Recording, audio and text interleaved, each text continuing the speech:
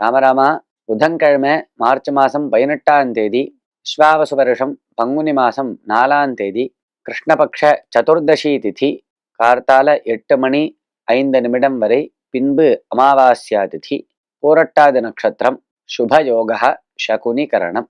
இன்னைக்கு சர்வ அமாவாஸ்யா. அமாவாசை தர்ப்பணம் பண்ண வேண்டியவா அவசியம் பண்ணணும். ராகு காலம் மதியம் 12 மணி முதல் 1:30 மணி வரை, யமகண்டம் காலை 7:30 மணி முதல் 9 மணி வரை. நாளைய தினம் உகாதி பண்டிகை, இதன் சிறப்பை பற்றி கூறவும். அதாவது யுகாதி அப்படிங்கிறது வேற, உகாதி அப்படிங்கிறது வேற. யுகாதி அப்படின்னா யுகாதின்னு சொன்னா அது யுகத்தினுடைய ஆரம்ப நாள். அதுதான் நாம் கிருத யுகாதி, திரேதா யுகாதி, துவாபர யுகாதி, கலி யுகாதி அப்படின்லாம் பஞ்சாங்கங்கள்ல பார்க்குறோம். ஆனா உகாதி அப்படிங்கிறது தான் தெலுங்கு வருஷப்பிறப்பு அப்படின்னு நாம் சொல்றோம். தெலுங்கு வருஷப்பிறப்பு, கன்னடக்காரர்கள்லாம் அதை வருஷப்பிறப்பா வச்சுருக்கா. எப்படி அப்படின்னா, சாவணமானம், நாட்சத்திரமானம், சாந்திரமானம், சௌரமானம், பாருகஸ்பத்தியமானம் என்று 5 விதமான ஒரு கணக்கு இருக்கு. நாம் காலங்களை கணக்கிடுவதற்கான ஒரு முறை உள்ளது. சௌரமானம் அப்படிங்கிறது தான் தமிழர்களான நாமும் கேரளத்திலையும் கடைபிடிக்கிறோம். என்னது அப்படின்னா, கேரளக்காரர்களும் இதை தான், மலையாளக்காராலும் இதை தான், சௌரமானத்தை தான் ஆசிரியக்கிறார். சூரியனை முக்கியமாக கொண்டு கணக்கிடக்கூடியதான இந்த அளவுக்கு சௌரமானம்னு பேர். அதாவது சூரியன் மேஷராசியில இருந்தா அது மேஷ மாசம், சித்திர மாசம்.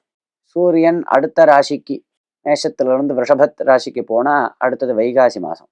இப்படியே கணக்கு பண்ணிட்டு போறது. மீன மாசத்துலேருந்து எப்போ திரும்பி மேஷ மாசத்துக்கு வராரோ அப்போ வருஷ பரப்பு அப்படின்னு தீர்மானம் பண்றது தான் சௌரமானம். சாந்திரமானம் அப்படிங்கிறது சந்திரன் அமாவாசைக்கு மறுநாள் வளர ஆரம்பிப்பார் இல்லையா, அது மாசப்பரப்பு.